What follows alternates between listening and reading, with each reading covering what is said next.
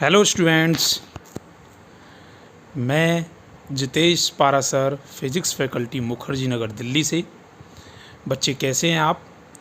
उम्मीद और आशा करता हूँ आप सब कुशल पूर्वक होंगे, कुशल मंगल होंगे और बहुत अच्छे से पढ़ाई कर रहे होंगे। डीपीपी की सीरीज़ को कंटिन्यू कर रहे होंगे और आज है 10 जून और डीपीपी नंबर 10।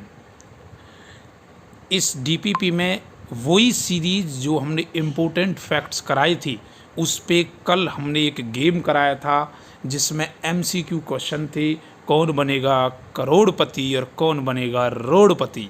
आज भी वही सिलसिला जारी रहेगा और ये 10 तारीख आज है। कल 11 तारीख से, कल 11 जून से टॉपिक वाइज, चैप्टर वाइज आपके पास डीपीपी आएगी। अपनी पॉइंट्स को बच्चे कमेंट्स में ज़रूर लिखा करो जो आप चाहते हो।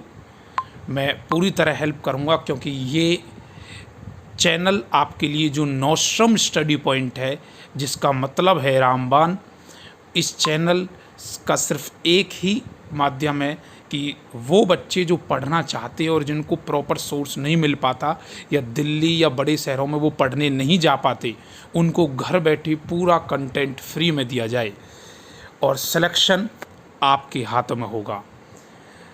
एमसीक्यू फैक्ट पे बेस्ड क्वेश्चन है और इन क्वेश्चनों को आगे की सीरीज चलते हैं। देखिए बच्चे, चलिए ये रहा सबसे पहला क्वेश्चन को हमने बड़ा कर दिया और मोबाइल महाशय ने बताया जाए कि क्वेश्चन फर्स्ट क्या है, क्या कहना चाहता है। कहता है व्हेन द साउंड, अरे मैं बोल रहा हूँ ना, इसे तो साउंड कहते हैं। When the sound travel one medium to another medium. बच्चे मैं ये कहना चाहता हूँ कि मैं बोल रहा हूँ और आप पानी में डूब रहे हो, तो मैं जब बोल रहा हूँ तो मेरी आवाज़ हवा से पानी में जा रही है, मतलब एक माध्यम से दूसरे माध्यम में जाती है। Which one of the following factor remain unchange. इनमें से जब एक माध्यम से दूसरे माध्यम में जब भी ध्वनि यात्रा करती है तो कौन सा तत्व ऐसा है जो अपरिवर्तित है, अनचेंज है। बहुत सारे बच्चों ने, मेरे स्टूडेंट ने इसका जवाब दे भी दिया, लेकिन अफसोस वो टाइप नहीं कर सकते। बच्चे बोलते हैं सर लाइव भी आएंगे बेटा। अब देखिए, ध्यान देना बच्चे, ये एक ऐसा क्वेश्चन है, इस क्वेश्चन की मैं आपको खासियत बताऊं। ये क्वेश्चन यूपीएससी के एनडीए में रिपीट हुआ था, एनडीए में आया हुआ क्वेश्चन था। उसके बाद सीजीएल एसएससी ने इसे रिपीट किया, रेलवे के पेपरों में रिपीट हुआ, नेवी और एयरफोर्स के पेपर में रिपीट हुआ। अब आप समझ सकते होंगे कि ये क्वेश्चन कितना इम्पोर्टेंट है। देखो, मैं आपको कुछ चीज़ बताना चाहता हूँ। एक होता है चाल, आप जानते हो स्पीड को बोलते हैं। एक तीव्रता, तीव्रता क्या होता है, इंटेंसिटी। और एक फ्रिक्वेंसी। देखो, कोई भी चीज़, मैं इंटेंसिटी की बात करता हूँ, इंटेंसिटी होती है तेज। अब मैं बोल रहा हूँ, मेरी इंटेंसिटी बढ़ गई, क्लियर है। मैं स्लो बोल रहा हूँ, क्या आप सुन पा रहे हैं, इंटेंसिटी कम हो गई, क्लियर है। बल्ब को देखो, एक तो मैं 0 वाट का बल्ब लेके आऊँ और एक एलईडी लाइट लेके आऊँ जिसकी तरफ तुम देख भी नहीं पाते, इतनी ज़बरदस्त लाइट होती है। तो एलईडी वाली लाइट की इंटेंसिटी जो है वो तीव्रता हो ज़्यादा है, ठीक है। अब आवृत्ति की बात करके फ्रिक्वेंसी क्या है। जब भी कोई साउंड चलती है, ऐसे चलती है वेव्स की फॉर्म, लाइट या वेव्स, साउंड जनरली ऐसे चलती है, कंप्रेशन रिफ्रैक्शन की फॉर्म में, क्लियर है। जर्नल एक एग्जांपल दे रहा हूँ। फ्रिक्वेंसी क्या है, कोई ये एक नॉर्मल वेव है, ठीक है ना। अब ध्यान देना, मैंने कलर चेंज किया और अब देखना मैं इसकी फ्रिक्वेंसी कैसे वो करता हूँ। फ्रिक्वेंसी क्या होता है, तीव्रता, तेजी चलना है ऐसे करके, वो फ्रिक्वेंसी होती है, समझ रहे हो। एक होता है इसमें एम्पलीट्यूड, क्या होता है, एम्पलीट्यूड। एक जर्नल वेव ये है, अगर इस वेव का मुझे एम्पलीट्यूड बढ़ाना है तो मैं इस वेव को ऐसे कर दूंगा। आयाम, देखो आयाम बढ़ गया ना, ये एम्पलीट्यूड बढ़ गया, समझ रहे हो। एक होता है इसमें वेवलेंथ, क्या होता है बेटा, वेवलेंथ, तरंग दैर्घ्य। कोई वेव यहाँ तक अपना 2 वेव कंप्लीट हो गई हो, एक वेव यहाँ तक कंप्लीट हो गई, दूसरी वेव यहाँ तक। अब मैं इसका देखो एम्पलीट्यूड बढ़ाता हूँ, इसका वेवलेंथ, तरंग दैर्घ्य, देखो ये देखो, देख रहे हो। यहाँ तो कहाँ 2 वेव कवर हुई, देख रहे हो, एक ये और एक ये, और यहाँ सिर्फ एक ही वेव, तो इस वेव की लंबाई बढ़ गई। देखो आयाम वही रहा है, एम्पलीट्यूड देखो, एम्पलीट्यूड इतना ही है कि नहीं है? बात समझ आई नहीं आई? ठीक है, तो ये सारे फैक्टर हैं। इनमें बताइए करेक्ट ऑप्शन क्या है, कौन सा सही विकल्प है, कौन सा रिमेन अनचेंज, कभी चेंज नहीं होता, सेम रहता है। जब साउंड एक माध्यम से दूसरे माध्यम में जाती है तो इसका करेक्ट आंसर है सिर्फ और सिर्फ फ्रीक्वेंसी, आवृत्ति। आवृत्ति कभी भी नहीं बदलती, चाल बदल जाती है, चाल बदल जाती है, उसकी तीव्रता बदल जाती है, वेवलेंथ बदल जाती है, सब कुछ बदल जाएगा, लेकिन किंतु परंतु इंतु फ्रीक्वेंसी रिमेन कांस्टेंट। एक क्वेश्चन को समझाने में मैंने इतना वक्त लिया तो तुम समझ रहे होंगे, बहुत ज़्यादा इंपॉर्टेंट क्वेश्चन है। क्लियर है? फ्रीक्वेंसी रिमेन कांस्टेंट, आवृत्ति वही रहती है उसकी। अब देखो इसका एक्सप्लेनेशन दिखाते हैं आपको। ये देखिए करेक्ट आंसर है इसका थर्ड ओनली, करेक्ट आंसर है ओनली थर्ड, फ्रीक्वेंसी। ठीक है, जब ध्वनि, जब साउंड एक माध्यम से दूसरे माध्यम में जाती है, both wavelength and velocity, wavelength, velocity, speed, सब कुछ चेंज होगा, एम्पलीट्यूड, लेकिन सिर्फ और सिर्फ फ्रीक्वेंसी अपरिवर्तित होती है। ये परिवर्तन हो गया इन दोनों में, चेंज आ गया। ठीक है, उसके बाद क्या कहता है, क्योंकि जो ध्वनि होती है, साउंड जो होती है ध्वनि, उसकी तरंग दैर्ध्य पर ही डिपेंड करती है, डायरेक्टली प्रोपोर्शनल होती है। वेवलेंथ जितनी ज़्यादा होगी साउंड भी उतनी ज़्यादा होगी। क्लियर है?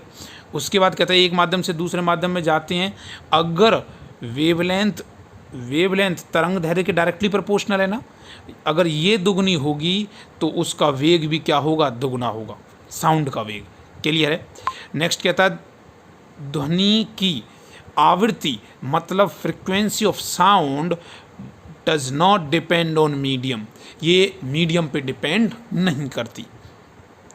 लास्ट पॉइंट में स्किम बोलता है जहाँ भी कहीं जाएगा सिर्फ आवृत्ति, मतलब सिर्फ और सिर्फ रिमेन, फ्रीक्वेंसी रिमेन अनचेंज। इसके अलावा जितने भी पैरामीटर्स हैं, जैसे कि एम्पलीट्यूड, आयाम जिसे बोलते हैं, स्पीड, चाल जिसे बोलते हैं, इंटेंसिटी, तीव्रता जिसे बोलते हैं, सब में बदलाव आएगा। बस ये क्वेश्चन मुझे नहीं लगता आप जिंदगी भर भूल भी पाओगे। क्लियर है जी? अगला क्वेश्चन देखो बच्चे, नेक्स्ट। हाँ जी, नेक्स्ट क्वेश्चन देखिए, कहता है इनमें से निम्न में से कौन सा कलर प्रकाश का अपवर्तन का उदाहरण है? कौन कौन प्रकाश का अपवर्तन का उदाहरण है? Which of the following is an example of refraction of light? ध्यान से सुनना, ध्यान से सुनना, यहाँ बात बताने जा रहा हूँ मैं। जब भी कभी रिफ्रैक्शन का कॉन्सेप्ट आ जाए, किसका रिफ्रैक्शन का? रिफ्रैक्शन का कॉन्सेप्ट आ जाए, और रिफ्रैक्शन का मतलब होता है अपवर्तन। क्या होता है जी? अपवर्तन। ये रिफ्रैक्शन हमेशा वहाँ होगा जहाँ किसी की पोजीशन बदलती है। क्या बदलती है? पोजीशन समझते हो? स्थिति, जहाँ कभी किसी की स्थिति बदलती है। जैसे कि अब सुनना, 5 एग्जाम्पल दूंगा। पांडव कितने थे? 5 एग्जाम्पल दूंगा, ध्यान सुनना, वही 5 एग्जाम्पल ही रिपीट होते हैं। जब भी कभी पोजीशन किसी की बदले उसे क्या कहते हैं हम? रिफ्रैक्शन, अपवर्तन। मुझे एक बात बताओ, एक टब है, उस टब के अंदर पेंसिल को जब डालते हो तो पेंसिल टूटी हुई नज़र आती है ना, तिरछी नज़र आती है, पेंसिल टेढ़ी हो जाती है ना, वो तिरछी नज़र आती है। क्या वो तिरछी हो गई है या सिर्फ नज़र आई है? नज़र आई है, मतलब उसकी स्थिति बदल गई है। और जब स्थिति बदल गई है उसकी, तो एक सेकेंड बच्चे, हाँ, तो उसकी स्थिति बदली है, तो वो किसका एग्जाम्पल है? रिफ्रैक्शन का। किसका एग्जाम्पल है? रिफ्रैक्शन। अच्छा, सिक्के, जो कॉइन होता है, आप टब देखते हो, उस टब के अंदर कॉइन पड़ा होता है, कॉइन उभरा हुआ दिखता है, या किसी का तल जो होता है, बॉटम जो होता है, वो उभरा हुआ दिखता है। क्या वो हकीकत में उभर गया या फिर दिख रहा है? मतलब उसकी स्थिति बदल गई। वो भी किसका एग्जाम्पल है? रिफ्रैक्शन का। पेंसिल टूटी हुई पेंसिल का दिखना, तल का उभरा हुआ दिखना, सिक्के का उभरा हुआ दिखना। अच्छा, सनसेट और सनराइज के दौरान सूर्य उदय और सूर्य अस्त होता है, तो सूर्य उदय होने से 2 मिनट पहले दिख जाता है और अस्त होने के 2 मिनट बाद तक दिखता है, मतलब उसकी स्थिति में बदलाव है। तो ये भी किसका एग्जाम्पल है? रिफ्रैक्शन।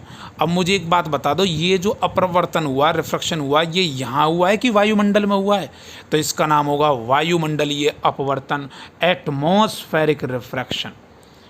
तो एक और एग्जांपल है एटमॉस्फेरिक रिफ्रैक्शन का। पहला तो सनसेट और सनराइज हो गया, मतलब सूर्य उदय सूर्यास्त के दौरान होता है, कोई दिक्कत तो नहीं है, कर लोगे ना, ठीक है। तो जर्नली क्या करता है, सिर्फ और सिर्फ इन्हीं में से ये पूछता है, इन्हीं में से तुमसे पूछेगा कि कौन कौन से एग्जाम्पल है जहाँ किसी की स्थिति बदलती है, उसे क्या कहते हैं हम, रिफ्रैक्शन कहते हैं। तारों का टिमटिमाना, तारे के टिमटिमाना, तारे हकीकत में टिमटिमाते नहीं, वो बहुत दूर होते हैं जिनसे उनकी स्थिति बदल जाती है। कभी तुम छत पे खड़े हो के अपने भाई बहन के साथ जब खड़े हो तो उससे कहना देखो वो वाला तारा, देखो देखो वो वाला तारा जो सबसे ज़्यादा चमक रहा है, तो तुम जब उसकी तरफ देखोगे ना तो तुम्हें लगेगा वो हाथ कहीं और कर रहा है, दूसरी तरफ कर रहा है, जबकि है कहीं और, मतलब उसकी स्थिति बदल गई। तो वो भी किसका एग्जाम्पल है, रिफ्रैक्शन की, एटमॉस्फेरिक रिफ्रैक्शन। वो वायुमंडल में हुआ तो इसका नाम क्या है, एटमॉस्फेरिक रिफ्रैक्शन। अब बताओ बताओ, आसमान का नीला दिखना क्या ये रिफ्रैक्शन का है, नहीं।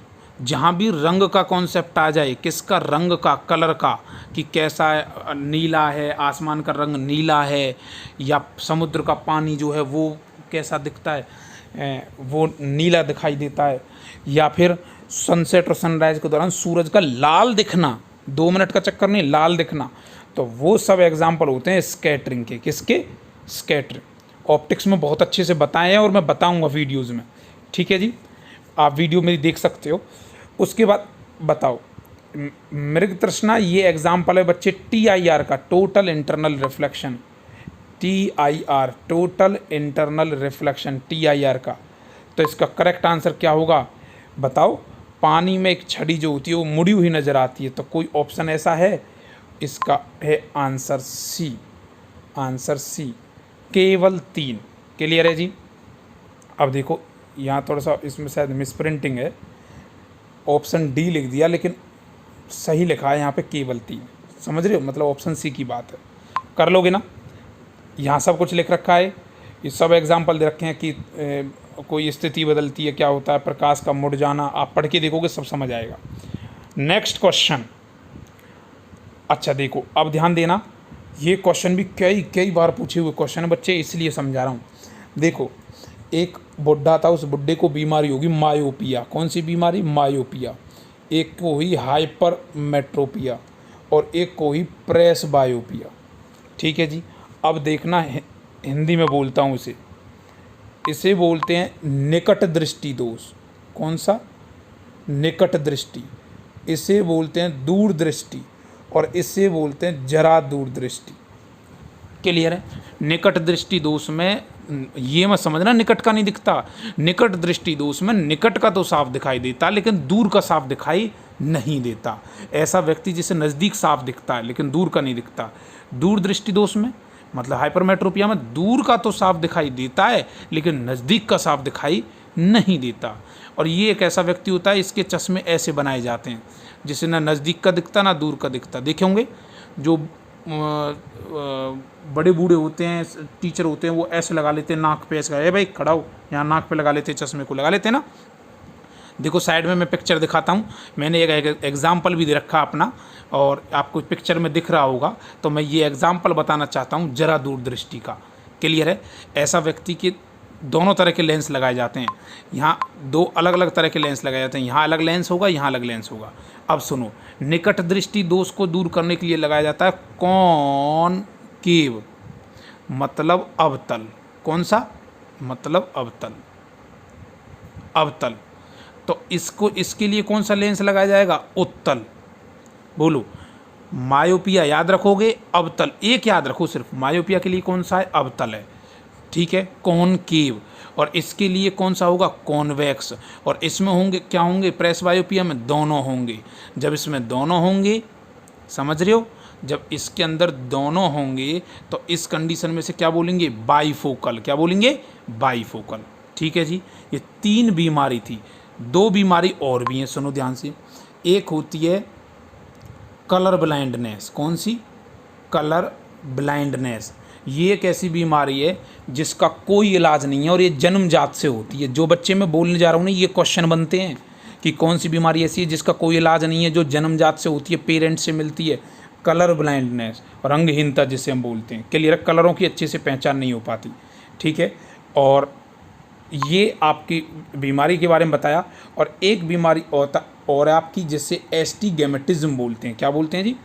एस्टी गैमेटिज्म। एस्टी गैमेटिज्म। ये इसको ठीक करने के लिए जो लेंस लगाया जाता है वो होता है सिलेंड्रिकल। कौन सा? बेलनाकार। समझ रहे हो? बताओ मायोपिया में कौन सा था? बताओ बताओ मेरे साथ बोलो। मायोपिया जिसे निकट दृष्टि बोलते हैं सर, कॉनकेव। कॉनकेव मतलब अवतल। दूसरे में उत्तल। प्रेस बायोपिया में दोनों। किसी को इलाज ही नहीं है। कौन सी बीमारी है? Colour blindness. और सिलेंड्रिकल बेलनाकार कौन सा लगे? एस्टिग्मेटिज्म। समझ रहे हो? अब देखो तुम्हारे लिए क्वेश्चन आसान। अब कभी भी क्वेश्चन आ जाए कर दोगे। चलो मिलान करो। बताओ एस्टिग्मेटिज्म, ए बंदुकता भी इसे बोलते हैं बेटा। बताओ एस्टिग्मेटिज्म में क्या होगा? सिलेंड्रिकल। ओहो, निकट दृष्टि जो मायोपिया में बोलो बोलो। Concave convex, concave convex, concave अवतल। हाइपरमेट्रोपियम बोलो कॉन्वेक्स। समझ रहे हो?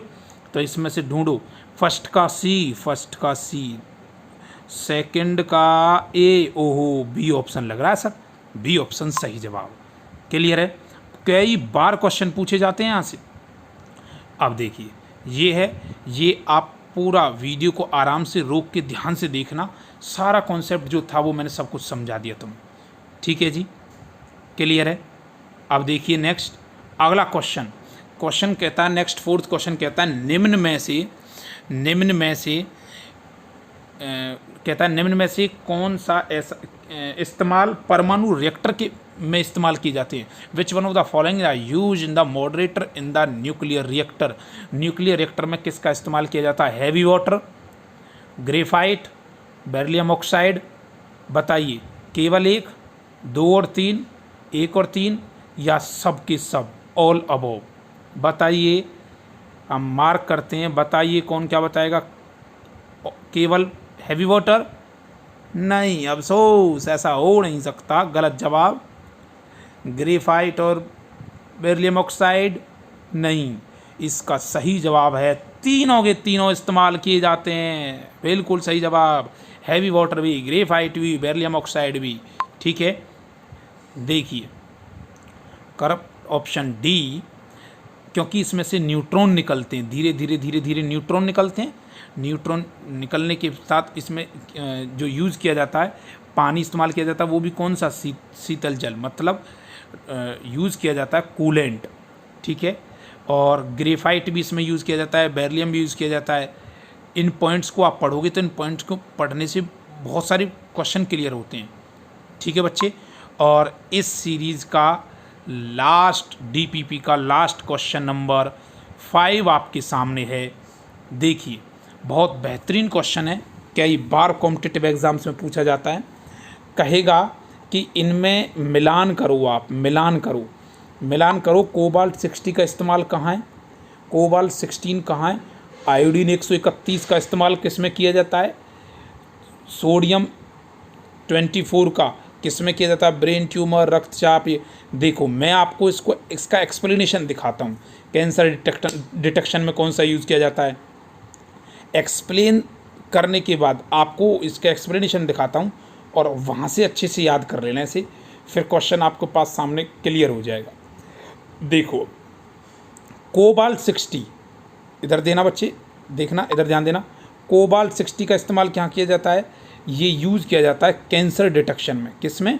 Cancer detection. आयोडीन 131 का यूज़ किया जाता है ये थायराइड जो होती है गले में, उसके बाद लिवर में इस्तेमाल किया जाता है इसका, ब्रेन ट्यूमर में इस्तेमाल किया जाता है डिटेक्ट करने के लिए। कार्बन 14 का इस्तेमाल क्या किया जाता है? आपकी डायबिटीज़ में जो होती हैं उन डायबिटीज़ के पेशेंट के लिए। कार्बन 11 का इस्तेमाल कहाँ किया जाता है? ये organ during the PET scanning में इसका इस्तेमाल किया जाता है। उसके बाद 24 का इस्तेमाल ब्लड सर्कुलेशन में किया जाता है। उसके बाद थैलियम 201 का इस्तेमाल कहाँ किया जाता है? डिटेक्शन किया जाता है ट्यूमर। पता है ट्यूमर क्या होती है? जिस किसी को कैंसर होता है ना, कैंसर कुछ नहीं, कैंसर एक गांठ होती है जो कहीं ब्लड क्लॉट की गांठ बन जाती है। जब वो गांठ बनना शुरू करती है ना, पहली कैंसर की पहली जो स्टेज होती है, जब वो बनना स्टार्ट करती है तो उसे ट्यूमर कहते हैं। समझ रहे हो? ये जो चीज़ हर टिश्यू में भी थैलियम 201 का इस्तेमाल करते हैं। क्लियर है? जैसे मैंने ये बताया, इन्हीं का हिंदी मीडियम ये रहा। ये देखो हिंदी मीडियम, क्लियर है जी। ये हिंदी मीडियम के लिए, वो अंग्रेज लोगों के लिए, समझ गए। और बच्चे ये आपके 5 क्वेश्चन थे, क्वेश्चन 5 थे लेकिन कॉन्सेप्ट बहुत ज़्यादा थे जो बार बार पूछे जाते हैं। और आपका सबसे चहेता चैनल नोस्ट्राम स्टडी पॉइंट, जिसका मतलब है रामबाण। और ये एक ऐसा चैनल है जो फ्री एजुकेशन चैनल है, प्लेटफॉर्म आपके लिए। जिन बच्चों को मेरी वीडियो के साथ साथ वीडियो चाहिए तो सब्सक्राइब कर लें और बच्चे बेल आइकन दबाएं, जिससे आपको नेक्स्ट वीडियो तुरंत सबसे पहले मिले। आप मेरे टेलीग्राम चैनल ज्वाइन कर सकते हैं, फिजिक्स बाय जितेश पारासर या द कोच ऑफ फिजिक्स के नाम से। इस टेलीग्राम चैनल पर आपको जितनी भी वीडियो बनाऊंगा उसकी DPP मिलेगी विद PDF। चलते हैं, अपना ध्यान रखना। ओके, जय हिंद स्टूडेंट।